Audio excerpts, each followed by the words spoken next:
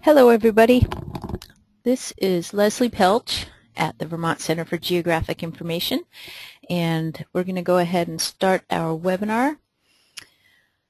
Hopefully you're all seeing my screen that says how to participate today up at the top, and we're going to start on this screen just so that we're all on the same page in terms of using the GoToWebinar panel that's on the right side of your screen, and so that I can make sure that you can all hear me.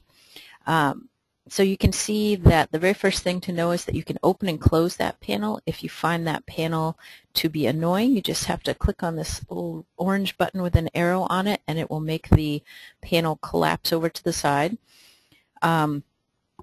You can, there we go.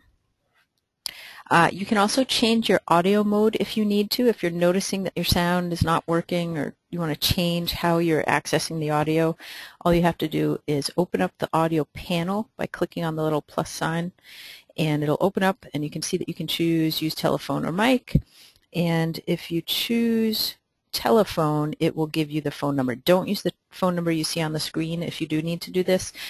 Use the one that's in your audio panel. The other thing I want to point out is that if you have questions during the course of the webinar, you type them into your questions box. So again, you'll have that the word questions with a little plus sign next to it. If you click on that, it'll open up that part of the panel, and you'll be able to type in a question there. It'll just come directly to me. It doesn't interrupt me since it's just a typed question, so don't worry about interrupting. I'll choose to look at them or not over the course of I'll probably be checking on them periodically throughout the webinar, but certainly at the end also I'll leave some time to make sure to see if there are any remaining questions that come up.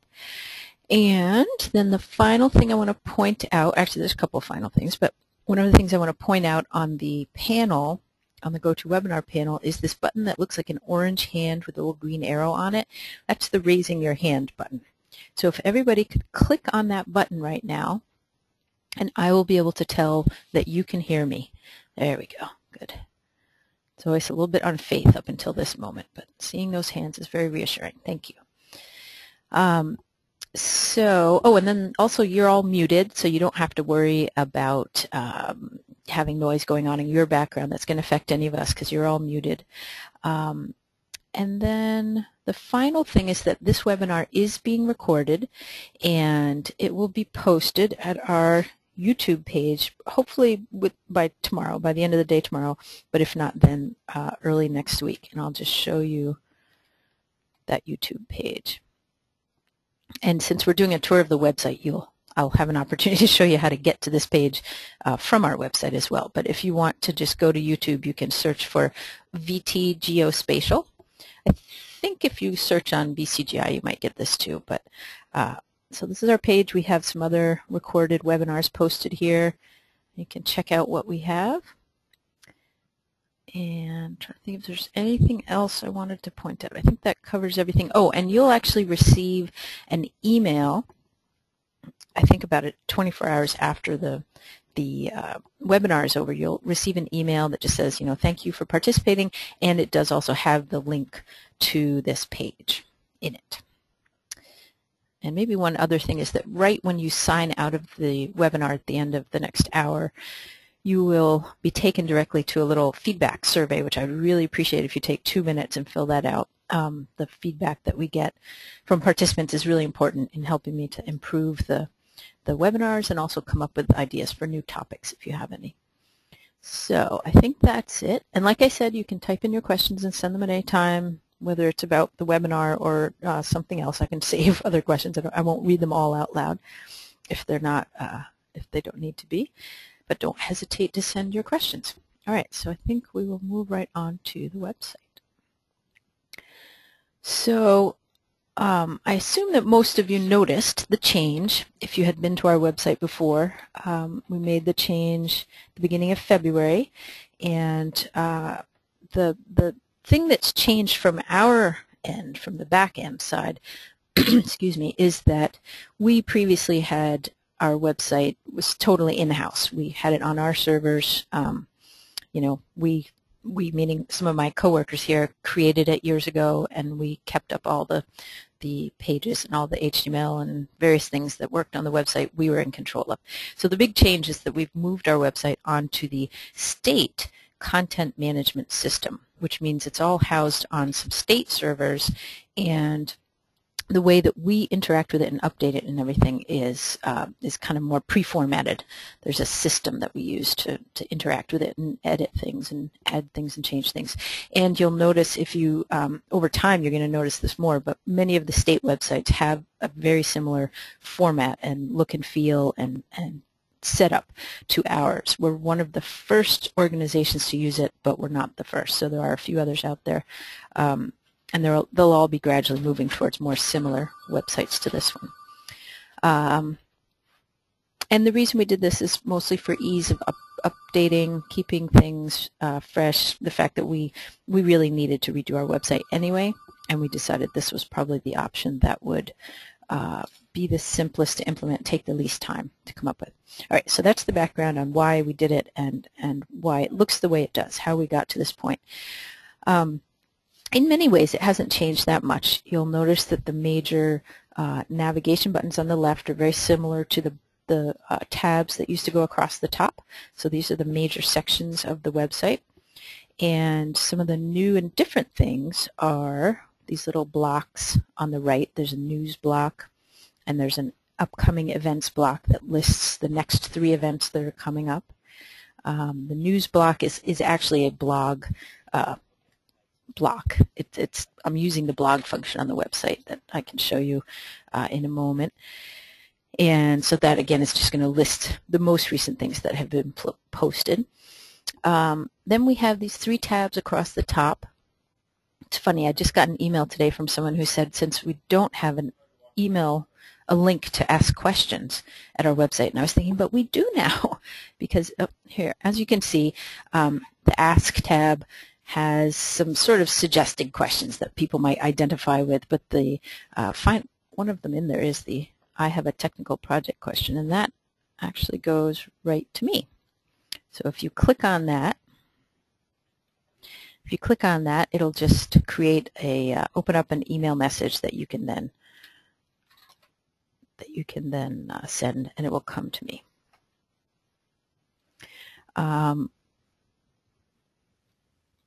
The other links in this tab will take you to different parts of the website. So the What is GIS link will take you to the page that gives a little, very brief definition and introduction to GIS. The Where Can I Find a GIS Job will take you to the Jobs and Internships page. And Who Can Help Me Besides VCGI will take you to the Other Organizations page. And as you can see, as you dig into the web page a little bit, these sections within the major sections will start to appear underneath the section. And the other thing I want to point out is that down in the lower left corner of the page, just below the contact information for David and I, there's this relatively small, I'm going to find out whether there is an option to do something a little bit more stand out, but this was what they had for now. This is a little block of links to the various ways that you can connect with us, to the social media options. So you can probably recognize most of these logos: Facebook, Twitter, LinkedIn. The W is WordPress. That's our actual blog. We created a blog a few years ago, and occasionally post articles and information about what's going on, what's coming up there. That's kind of for the more longer articles than you would generally post on Facebook, say. The one that just sort of looks like an envelope is the link to our email listserv. So if you're not connected to the listserv, which I highly recommend, that's how you would connect. That would take you to the page that allows you to subscribe. And then the final one is the YouTube link. So if you're looking for how to get to our YouTube page, there's a link right on the front page in that little social media block. Maybe I will, and also, as you can see, there's some links that go directly to various places right in the text on the front page as well. So maybe we'll just quickly explore these 2 areas. The Vermont GIS News, when you click on the More button down in the right corner of that block, it takes you to what this system calls the blog. And you can see that it lists not only those 2 things, the most recent things that you might see on there, but also anything else that has ever been posted on the blog, and it's obviously listed by date in reverse order, so it goes back in time as you go down. So if you ever did see something on that that maybe you linked to from this front page, from this little GIS news block, and it's not there anymore because it's constantly being updated, hopefully, if I'm doing my job, remember that you can always click on the More button to get to that and get to the older stuff that's posted there. And something else that I personally find not that obvious about this web page is that to get back to our front page, you actually click on the words up at the top that say Vermont Center for Geographic Information. That's kind of the home button. And if we scroll down to the events, oh, and it just, again, it's not that obvious, but each of the titles of these things is the link to just that one blog entry. And the same thing with the events. So if you hover your cursor over the titles of any of these events, you'll go directly to that particular event's information. If, on the other hand, you click on the More button, you actually come to a very nice calendar that lists out events coming up, and you can see that it defaults to a month format, but up in the top left, these tabs give you the option to change that that format to whatever you want. So here's just a list of, I guess, all upcoming events. It doesn't do past events. You can look at this week, see what else is going on this week. Oh, look, you can even look at the whole year. So that's the calendar. That's one version of the calendar. And that's directly from the upcoming events block. Maybe I'll start at the bottom and work my way up. So another way to get to information about events is using the major tab at the left, and you can see that there is a subsection within this events area. The events page highlights all the different kinds of events that happen both in Vermont and around the region, and actually one sort of international or national event. And the reason I include this in here is because I figure people who are new to us or the website or the state, this is helpful to them to know that there's a bunch of different potential events they can participate in. We also have links to the event archive, which is the same as this link right over here on the left, the event archive. I have a link to a calendar that's maintained in Rhode Island just because they work extra hard to make that as comprehensive as possible. So I figure since I know I'm probably not going to keep mine quite that comprehensive, I offer that as another option. And then we have a sort of a smaller version of the full event calendar, the literal calendar down here. And you can tell which days have something going on when you see that they are colored, underlined, and therefore a link. And you just sort of keep clicking to get into the description for that.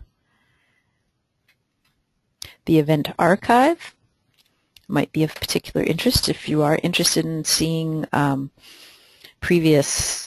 what the previous webinars are that we've done, as well as presentations that have been offered at previous events.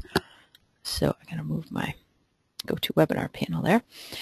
So you can see I've got links to, for the most part, it's PDFs of PowerPoints from previous events listed here, and these are links right up at the top, a little table of contents. So if you know you want to get to the webinars, you can just click on webinars and it'll take you right down.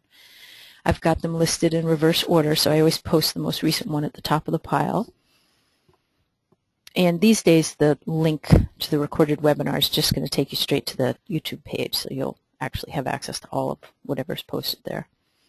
In some cases, there's additional materials that might be linked right below the webinar. And there's a few other things here. We have held a workshop, or we didn't hold, Esri held a workshop last year about ArcGIS Online, and that links to the materials that they had posted. If anybody used to go to the event archive at the old website, you probably will notice that this one's a little bit skinnier. Still a pretty big page, but I did, or rather I did not bring over all of the archive material from the old website, partly just because I had a limited amount of time, to be honest, to get the new website ready, and partly because I wasn't sure that we should keep them forever, keep them posted forever, I should say, because, you know, over time, even GIS material actually does start to get a little bit old, which means, of course, that it was either this week or last week that I did get a request from someone for links to an old roundtable list of topics that he was hoping to send someone to. Okay, so that's the event archive. Let's quickly go through these other pages, and then I'll get to data access and download.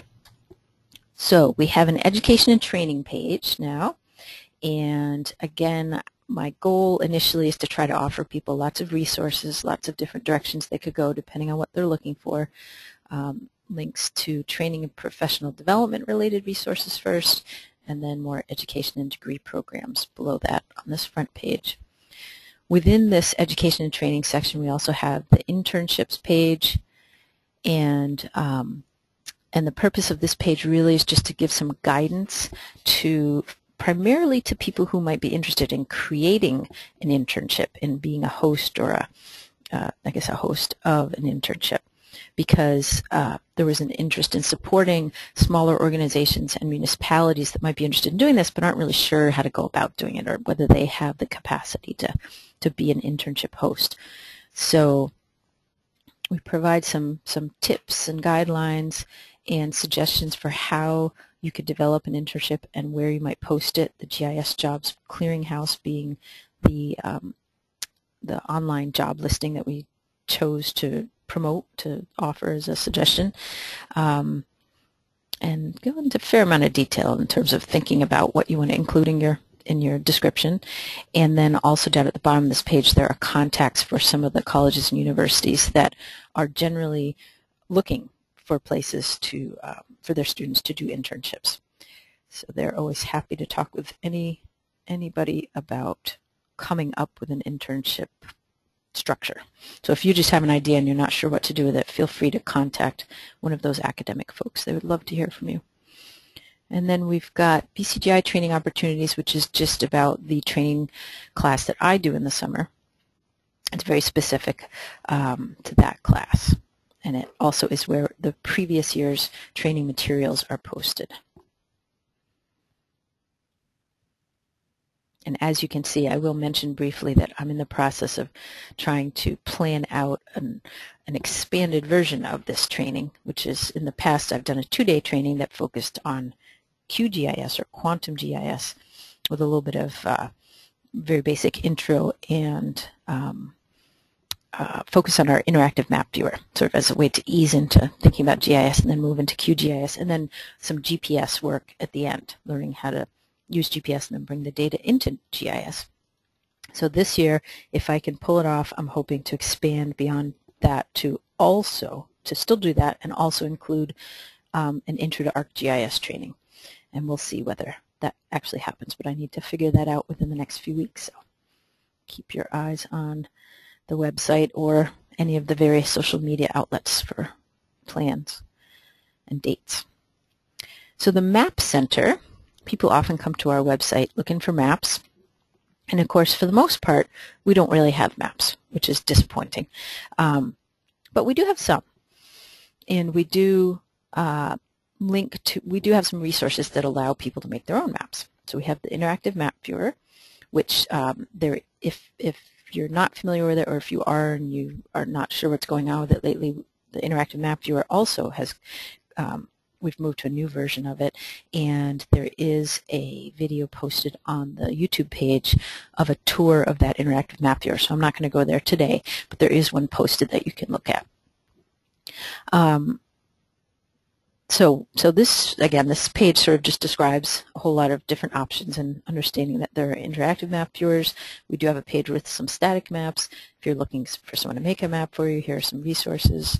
And then occasionally people come just looking for the state map, which is really just a road map. And then VTrans has an atlas of county and town maps posted that you can access on the online now. So within the Map Center, we have the Interactive Maps page, which is just a not terribly long list of the dynamic maps that I thought would be of particular interest to people. And if you have ideas for other things that you think I should link to, feel free to send them to me, because I'd be happy to add to this list. This was, again, my effort to just kind of get everything, get everything out there. so I wasn't necessarily exhaustive. I noticed that the Vermont Agency of Natural Resources Atlas, which is the new version of the Environmental Interest Locator, is also posted these days, and it's a very good version of the same GeoCortex viewer.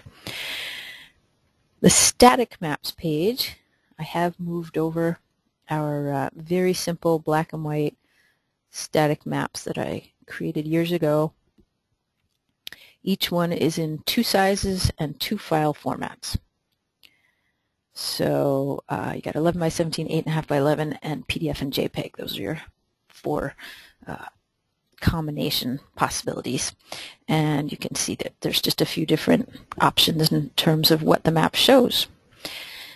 So if you are looking for a simple black and white map, you're welcome to use it for whatever. We appreciate getting credit for the map, but other than that, we don't limit how people can use these.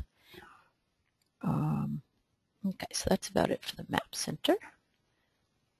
The resources section is a bit of a dump of all sorts of stuff, which is why it's called resources, which is very bland and not terribly descriptive, because I had a lot of different types of resources that I wanted people to be able to access. So I hope that if they don't see an obvious place for something, they'll check the resources section. As you can see, this is where the What is GIS page is located, which is just that brief definition and description about what it's all about. We also have the standards and guidelines section here, and this is where you will find things like the municipal property mapping guideline or the GIS parcel data standard. So GIS data standards are located in this section, guidelines down here. So if you're looking for some kind of technical, it's not so much how-to stuff in here, but technical direction, especially if you're doing anything that has data creation related, this is a good place to check. Some of the documents in here are getting pretty old, and I'm sure at some point in time we'll make it a priority to go through this and figure out which ones need to be either updated or tossed out. But right now it is what it is. There are several that are not that old. The GPS guidelines are relatively new. The parcel data standard is just last year, and there are some others in here that are still definitely relevant. So check in there if you're looking for standards. How-to guides is just a little page where I posted some documents that I had developed over the years for workshops and presentations that I've done. This also is an area that I hope to expand a little bit, that just is a spot to put a few things for now. So jobs and internships is a slightly different section from the education and training. Directs people to the education and training page potentially if that's what they're looking for. The main thing that this page does is try to offer some advice about where to find jobs, what to do if you're coming to Vermont or you live in Vermont and you're trying to network and connect and find jobs. So that's mostly what is in this. It's mostly suggestions and links to resources. Again, connecting is pretty much the same information as it's just links to the various ways that you can connect to both us, VCGI as an organization, and to fellow GIS users in the state. So we do have a Facebook page, we have a Twitter account, which I've been a lot better about it lately, but I'm not exactly a heavy user of Twitter. The Facebook page, I've been pretty good about posting stuff.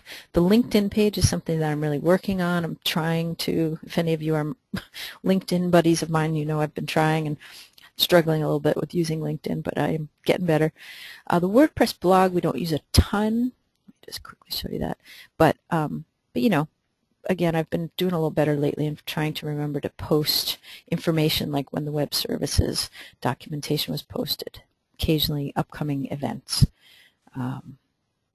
It gives us a little bit more room to explain things than some of the other outlets for making announcements. And the email listserv is still, in a lot of ways, the most well-used way for all of us to communicate. There's over 600 people on the listserv. It's not terribly high volume, so I think that is part of why it works really well for people. And when it does get occasionally used for, technical questions that people throw out, they tend to get really good responses, because people who don't have time, don't worry about it, they just delete them. People who do have time to respond, with that many people on there, there's a very good chance you'll find the answer that you need. Outstanding Achievement Award is just an award that we started doing about 11 years ago to recognize members of the community who go a little bit above and beyond in terms of helping either the data situation in Vermont or the outreach situation, or just being a good GIS citizen in Vermont, helpful person. And you can see who the winners are there. And I will be working on this year's Outstanding Achievement Award very soon. So if anyone's interested in helping with this, being on the committee that decides, let me know. Or if you'd like to nominate anyone, let me know. So other GIS organizations, which is a page I actually need to keep working on a bit, it's just links to some of the other agencies and organizations that do GIS in Vermont, in the academic institutions. And federal agencies is the one that I need to remember to put on here at some point. I haven't had a chance to do that. And I do have a link to the State Data Center, which is at UVM and deals with census data. So and consultants, that's the final thing. We maintain a consultant list for anyone who doesn't know, just a PDF list. And I need to update this, obviously. I thought I had updated it since April, but it's mostly Vermont companies. Towards the end, there's a shorter list of companies from outside states. It's just contact information plus a little bit about what type of work they do. Those expertise codes that you see as the end of the entry, these are what the codes mean. So if any of you are consultants and you'd like to be on this list, it's not a moderated list. I just put pretty much anybody who says they want to be on it on the list if they do work in Vermont. So feel free to let me know if you'd like me to put you on that list.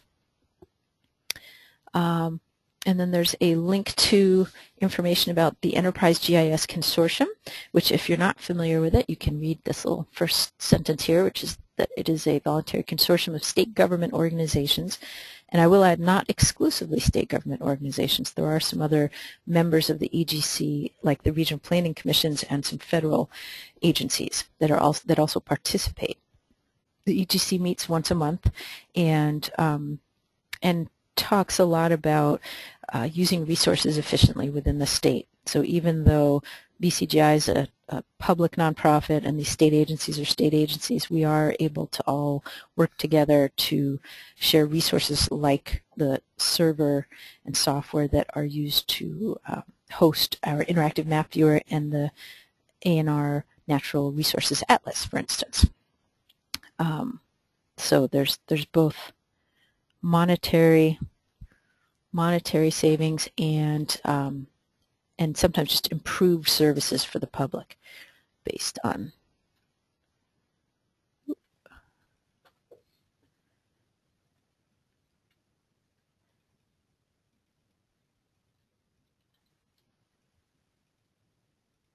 Uh-oh. Are people still, can people hear me? If you can hear me, click on your raising hand button. Okay, so some people are hearing me because a bunch of people just sent me a message that they can't hear. Okay, hopefully sound came back. Let's see. EGC. So there's a link to the EGC page. This EGC page is also where some of our web services are hosted out of. Well, actually, that's not true. I'm sorry. The EGC, I don't know how to describe that. The EGC is responsible for some of our web services because we're sharing resources. And you'll also find Vermont's Enterprise GIS Strategic Plan there.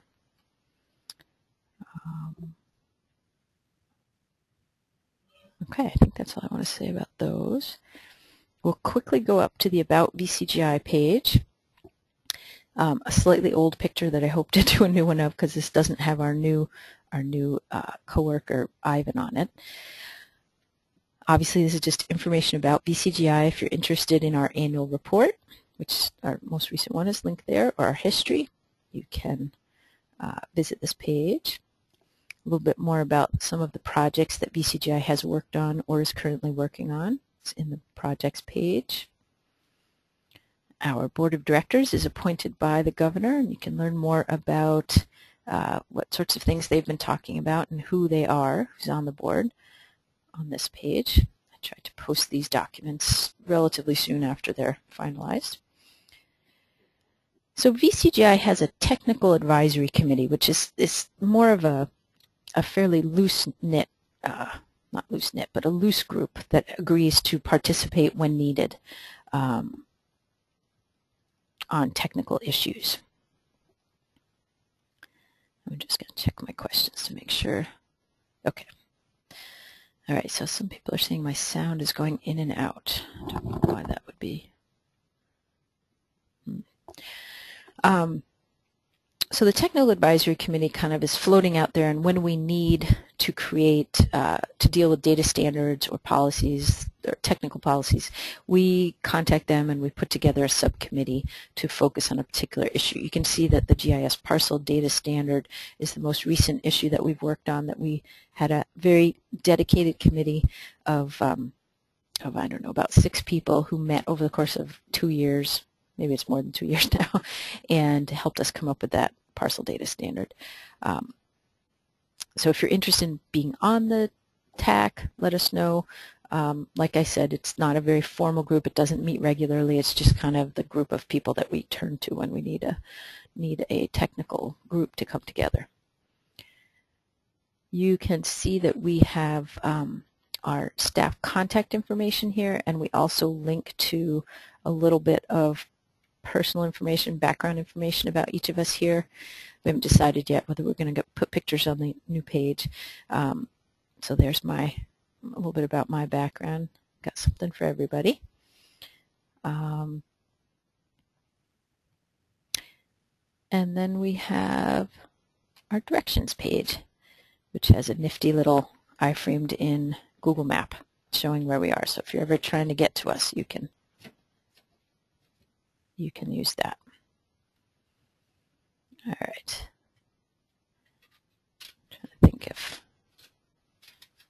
I think that's all the general stuff that I wanted to cover. If there's anything else about the web page that anybody wanted me to talk about, and I'm doing the data next, just so you know, other than data and imagery, if I've missed anything or forgot to mention anything, feel free to send me that question, and I will get back to it.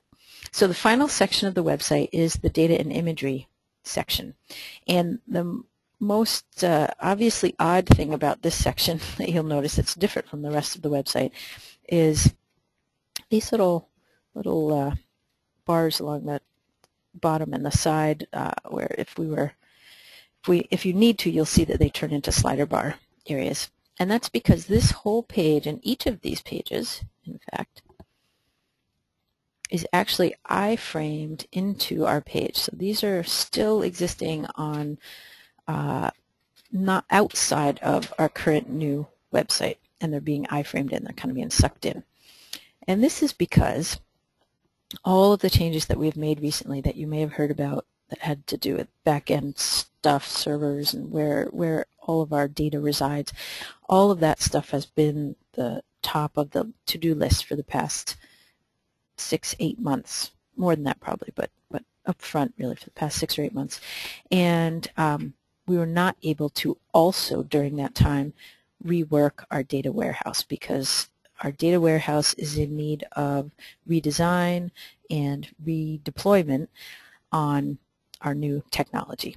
And because we have not had time to actually focus our attention on this aspect of our list of things that we deal with, it's sort of been put on hold by using this interim solution, which is iframing in the old website. So in a lot of ways, the website looks the same. You still have the theme index, which is essentially categories of data with subcategories, and if you click on a subcategory, you get a search results table and links to more information and downloading the data. Back in the search tools page, the main page is the same. You have these categories. You can just pick up big categories, they're the subcategory. You can use the keyword search where you just type in a word, and I'll point out that the theme and the keyword are two totally separate search engines. This one just gives you these categories, and you click on the Go button. The keyword, you type in a keyword like parcels, click on the Go button, get a search results table. I realized recently that some people felt that these two went together, that first you pick your theme and then you pick your keyword, but they're separate, they're not related. So those are the three ways to look for data: the keyword, the theme, and then back to the theme index, which just sort of breaks open all those themes and shows you the subcategories. This is a really good place to start if you're not familiar with what we have and you just want to kind of peruse and pick out different things that you might be. It helps you to figure out what's in which category. Back on that main page where the theme and the keyword search are, there's also some highlights and links to either new things like new data, if you want to see what the new data is. And in this case, there's some links to our web services because they've been updated and the documentation's been updated. All right, so that's the main page. Another important section of our data and imagery data warehouse is the Imagery page. So most of the data, not all of it, most of the data that you'll find in the regular part of the data warehouse is vector data. It does include some raster data as well, but mostly it's vector data.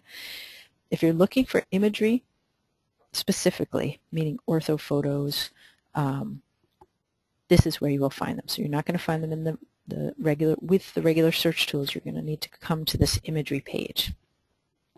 And we've just got some a bulleted list of the different types of imagery that are available. So if you're looking for a particular type, black and white or color, high resolution or not so high, you can use these as a way to get to where you want to go. So let's say I'm just interested in the newest Vermont orthos that are available in color, black and white, color infrared. And when I click on that, I again get this familiar search results table. Here's the name of the data layer, brief description, the More Info button, which I encourage everyone to actually click on the More Info button. Not that many people do. It gives very relevant information. And in some ways, even more important, as we'll see for some of the other imagery layers, you can access index maps from this More Info page. So for instance, if you're wondering, if you thought that the 2012 data was for the whole state, you would have been mistaken. And if, in fact, you were wondering, well, what section of the state does that cover? And oh, by the way, what is the tile number of the tile that I'm interested in? Let me just go back a step here, because if you were to just say, okay, that's what I want, that 2012 data, I'm going to go download it. You'll come to this folder, where you're just given a straight-on list of images. And you might look at those images and say, none of those says my house 2012. So how do I know which one is the one that I want? One thing I'll point out is that actually right at the top of this list in the index, or sorry, in the folder, are two index options. And one is that same PDF that we saw from another direction. Okay, so now I know what part of the state is covered. That's very helpful. And if we zoom in a lot, oops, wrong direction, sorry. You zoom in quite a bit, a little bit more, I think about 250%. You get to where you can actually start to read the names of those tiles. Maybe up to 300%. My eyes. There we go. So now you should be able to figure out which tiles actually cover your area of interest. And once you figured that out, I just did a back button to get back out of that. And now you can go in and pick which one you want based on the number that you wrote down. Oh, sorry, I'm pointing at the wrong thing. This is the tile number. This is actually the date that the image was taken, 2012, March 27th. Also notice that you do need to download 2 files for each ortho. So So the very first one listed is 076116, 076116. Then we go on to a different one. These two files that have the same number at the beginning, different extensions on the end, are part of the same orthophoto. So that's an important thing to know. Now, if instead of saving or opening up this PDF every time you want to figure out which tile you need, if what you'd really rather do is download a shapefile that you could keep in your project so that whenever you wanted to figure out what ortho you need, you could just turn it on and say, oh, well, my area of interest is this ortho. You can click on this zip file and download this, and this actually contains the PDF as well as a shapefile that you can pull into a map project to see the extent of these orthos and the extent of the tiles.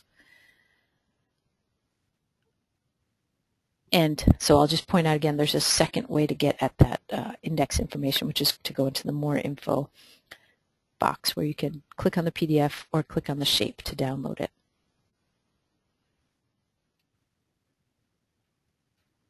So that was the 2012 color ortho. So now you all know that the Vermont orthos, any particular year, and let's just for a second go to the black and white imagery.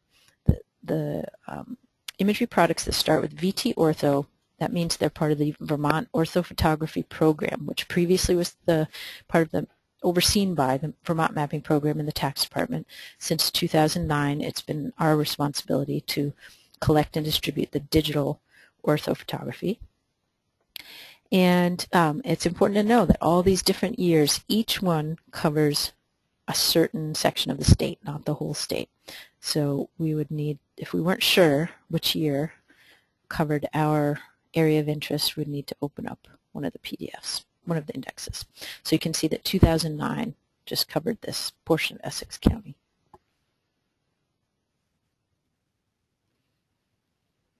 So it's important both to know the extent of that year's orthos and also to get the tile numbers before you go download. If we go back to the main imagery page, I'll point out that you could also, and this might be a good idea because it'd be a little bit easier, download a PDF index of, well, there's three. There's three maps that show the extent.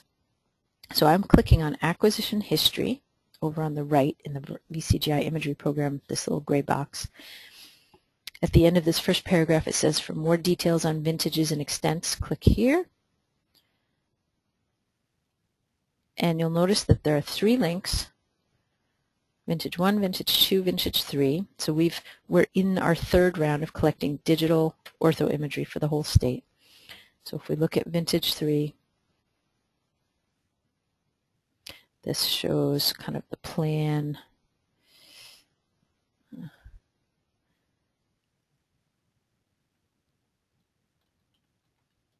For the whole state for this vintage. And as you can see, we've already collected 2011 and 2012. This coming spring, we'll be collecting 2013, and then 2014 and 2015 are planned to be the northeast part of the state and the southern part of the state. And if you're looking for older imagery, you can click on one of the previous vintage maps and see, and you can see they vary a fair amount. So although we've tried to, over the years, to have a more consistent coverage per year, you can see that sometimes fiscal realities just didn't allow the program to do that. Got chopped up a little bit. And those obviously are just going to give you the extent, not the tile numbers, but at least you'll know which year to look for. All right, so that was some of the important stuff I wanted to point out about the imagery, because, so I'll mention here that you may have noticed that something that's gone away when you click on any of these options. We used to have a custom download option that allowed you to zoom in on a particular part of the state, actually see the ortho photos that you were going to be downloading so that you could visually orient yourself and know that you were in the right area, and then you could clip and zip that imagery and that data and download it. And that functionality is no longer available because of the technology changes and the fact that the software and technology that was based on was getting old. We needed to move forward, and unfortunately we didn't have a different way to provide that same functionality just yet, but we're hoping to get back some of that functionality through new means as we figure it all out this coming year, the changes for the data warehouse. So that option is no longer available.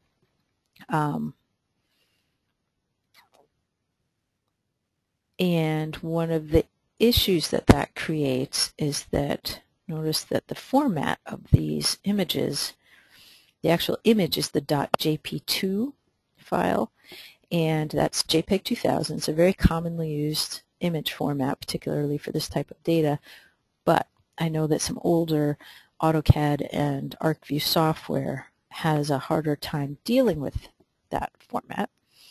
So if you look at this frequently asked questions button, which you'll also see if you go to the Imagery main page, it's always at the bottom of the page. A couple of the things that we did some research on and put in here to deal with some of the issues that people had when we made this change. So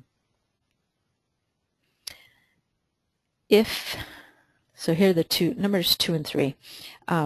If you have issues with the format, if your GIS software, if you have it, doesn't seem to be dealing with it, or if you're not using GIS software and you want some other way to view these images, there is a free standalone application from Lizardtech called GeoViewer 5.5, and it allows you to view JPEG 2000. It also allows you to save and then output that image in a different format. So if you wanted to export it to GeoTIFF, PNG, or regular, not JPEG 2000, but just JPEG, so that it would work in whatever software you're using, you can do that using this viewer.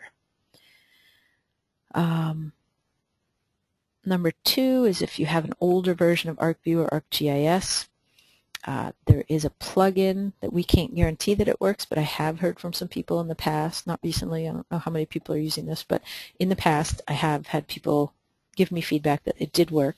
So there's a free plugin that you can use in conjunction with your older GIS software that will allow you to use JPEG 2000. Kind of the same issue with some of the older AutoCAD software. I believe if you have 2007 or above, you might just need to make sure that this object enabler or raster design object enabler is that you have it. It's a free add-on, free plugin again.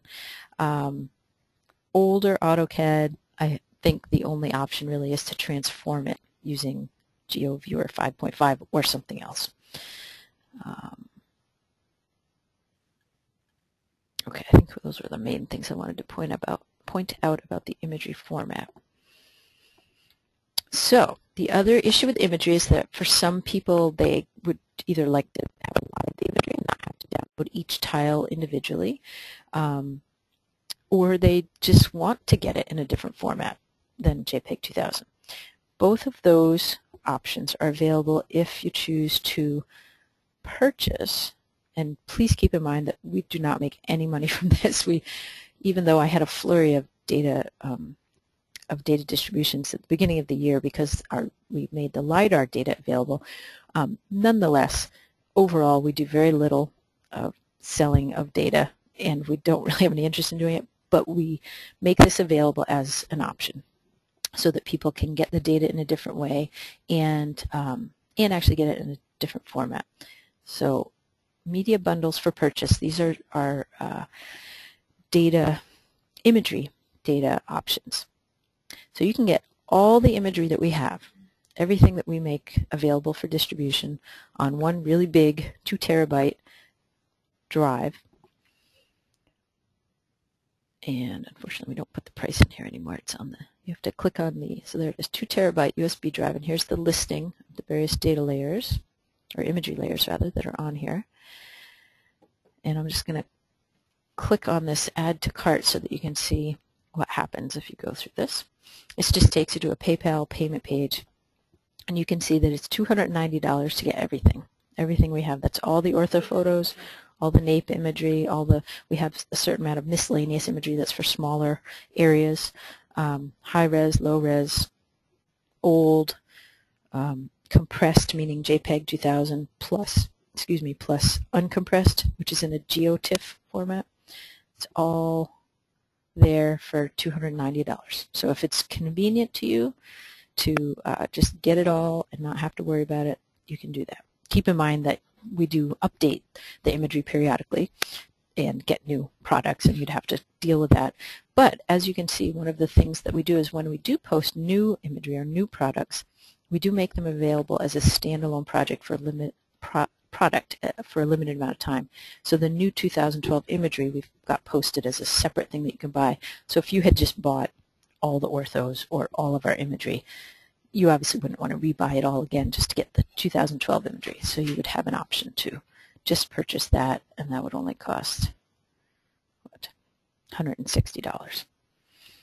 And although you may think that that proportionally doesn't make sense, I'll just point out it's because the really big drives proportionally don't cost much more than the smaller drives these days. I'm trying to think if there's anything else about this. We saw the more info page each of these has. Most of them also, I think, have, map indexes that you can link to. Oh, and notice that you can get uncompressed or compressed. So if your goal is just to get the Vermont orthos, but not in that JPEG 2000 format, you can look for uncompressed, statewide 1 to 5,000 ortho, all vintages, which means it goes all the way back to 94, and that's going to be just the GeoTIFFs. That option is available for most of these. And many of you may have noticed that we do have a new product, which is the LiDAR data.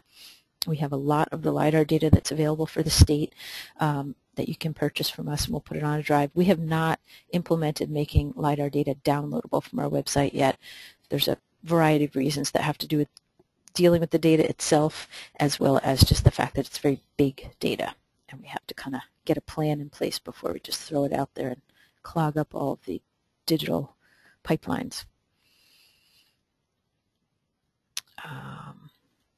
Web services. Oh, geez, I'm running out of time. So we have web map services, a couple of different kinds of web map services. We have the VCGI base map. We also have more, which has a lot of different data layers on it. We also have, I just realized I don't have to go into detail on this because we're going to be doing a whole webinar about this in a few weeks. So I'm just going to very briefly show you this and maybe not talk too much about what web map services are. If you're desperate to know about them, feel free to send me an email and I'll explain everything, or join the webinar that's taking place in about two or 3 weeks. There's a number of different web map services here that include contours, also include the USGS topo maps. The basic idea with web map services is you're connecting via the internet to an already pre-created map, but it's still quite dynamic. Like the base map still allows you to turn layers on and off, and it includes a lot of different layers. The contours obviously doesn't include a lot of different layers. The topo map just kind of is what it is. We also have imagery services. Same idea, it's just serving you the imagery instead of a map or base map. You can get best of, which really just means as you zoom in and out on your map, if you use this service, you're going to see whatever is the highest resolution imagery available for that area at that scale.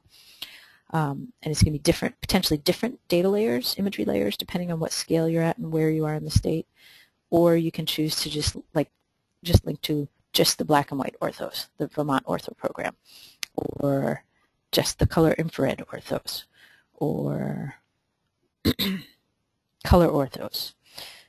Miscellaneous, which is, again, all the stuff that's not part of those statewide programs. And then we also have the NAEP imagery available as a service. I'm not going to highlight the other Vermont data page because it's pretty out of date and I need to update it. All right, I think that's the main stuff. Let me just very briefly go through a quick data download just to see if there's anything I should highlight. So if I was interested in parcel data, I would click on this. I'd look in here. Luckily, these Parcel data, it's obvious which is which because the name has the name of the town. You'd get save file. This is a zip file, so you would say OK. It would automatically put it in your download folder. Who knows where that is? So what I always do is I right-click and I say Open Containing Folder. So this actually takes me to where I just saved that data, and then I put it somewhere sensible. I drag it over here and I put it where I know I'm going to be able to find it later. And before you can use it, remember that you have to extract it. I do a right-click, extract all. I would wait until you put this in a logical place, because then you can say, yes, just make a new folder to put this data in this place, rather than needing to tell it something else. Okay, I think, okay, good. I think I'm going to stop and give people a chance to ask questions. I'm sorry, I'm bumping right up against 2 o'clock. But if people are willing to stay and ask questions, I'm willing to keep answering questions if you have them. All right, so the first question I see is, what is LiDAR data? That would probably require more time than I have to explain, but I will very quickly do a quick search on LiDAR. So LiDAR stands for Light Detection and Ranging. Optical remote sensing technology that basically uses lasers to measure the distance between where the laser is being shot from and where the surfaces that it's hitting are located. And knowing that distance based on the time it takes for it to bounce back up allows the computers to come up with a surface, essentially. It's a point cloud that can then be turned into a surface or multiple surfaces, depending on how it's all processed. Hopefully Mike isn't cringing at my really quick description of what LiDAR is. So in Vermont, there are a number of different projects that have happened over the years. There's not one single LiDAR layer. Instead, there are a bunch of different projects that have happened over the years. You can see here they are, funded by various organizations. And what we've tried to do is just bring together what is available and for the first time make it available from one source, a source other than Jarlath O'Neill Dunn at UVM, who has been generously been sort of a source, but data distribution is not generally his job. So we're glad to be starting to do this. So if anybody has any other questions, feel free to send them to me now.